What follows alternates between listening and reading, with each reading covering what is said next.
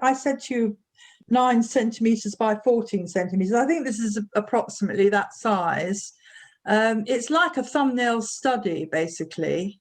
So, and it just struck me that it would be a useful way to proceed with watercolor, just like we do it in the drawing class, or we have done over the last few weeks, and it's useful because, first of all, you familiarize yourself with the subject, and then it makes you think a bit more carefully about how you lay things out. Now, we're going to start now properly. Yvonne phoned me 2 or 3 days ago, and I think she was really asking me how she should set her subject up. And I think that it's a good question. I think what you have to do is to be very honest with yourself when those of you that have given time to thinking about what you want to paint, I think you have to be honest and say to yourself, first of all, do I really like this particular object I've picked up? Does it appeal to me? Is the shape beautiful? Or is it, I know it, you could say that winter vegetables maybe aren't beautiful, but I have done about, I say, 3 or 4 different studies of the onions in pencil and pen and ink, and I enjoy very much the form of them and the way they are, and realize that I don't always look at things and really see them. I don't see their form accurately for a start off, let alone their essence or what's behind their form. So I think first of all, it is important yourself when you set your subject up and you find something that you think is aesthetically pleasing. The other thing is, with these vegetables, they've all got a texture.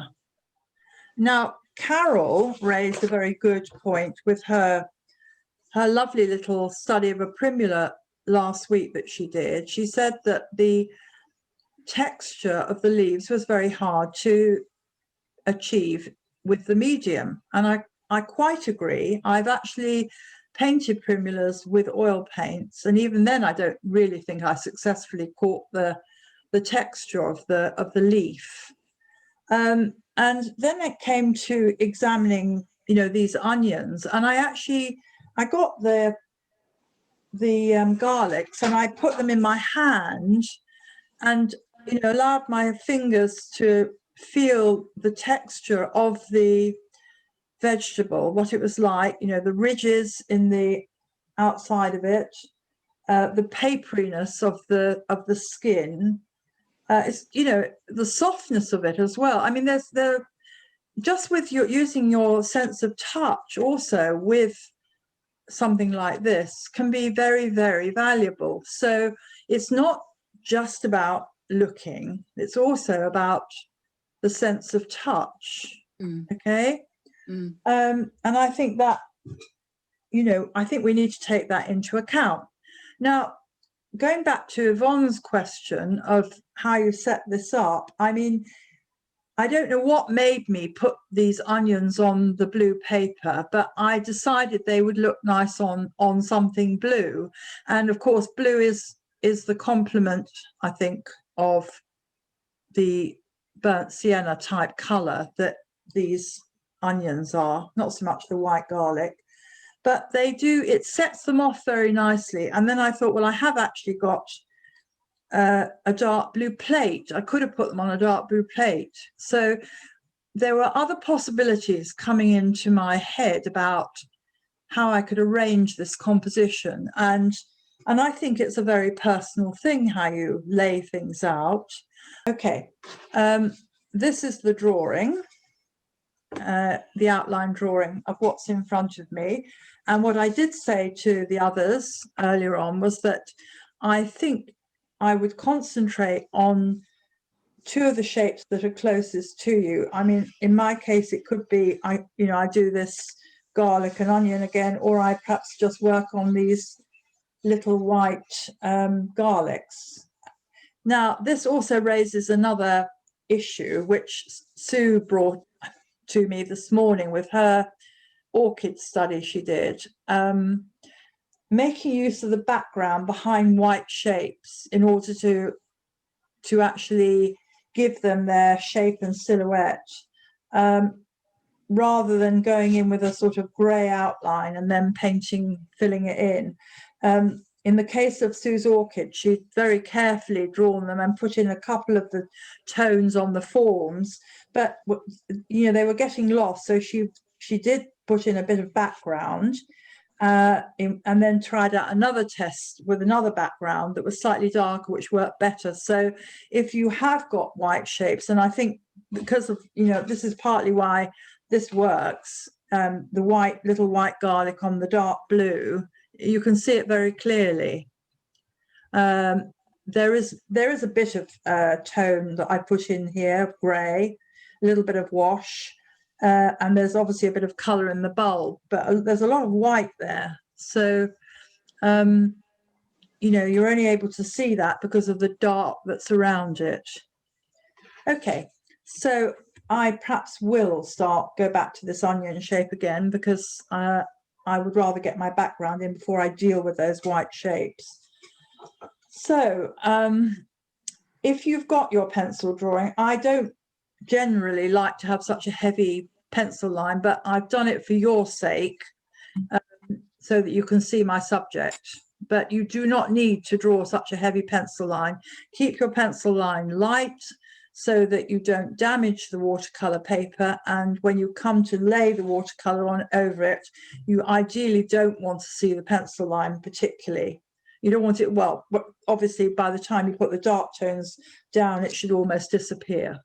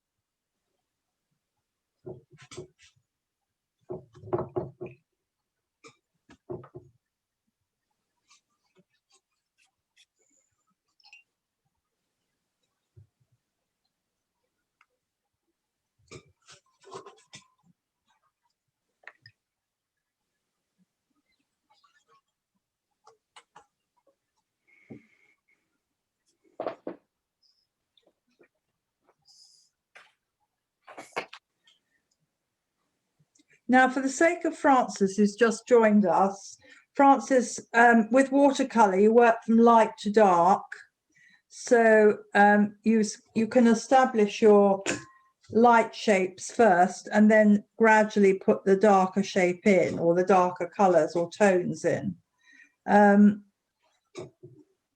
Looking at my onion, the sort of this end of it is the end that's facing me. Is probably the darkest part, and the bit behind is lighter.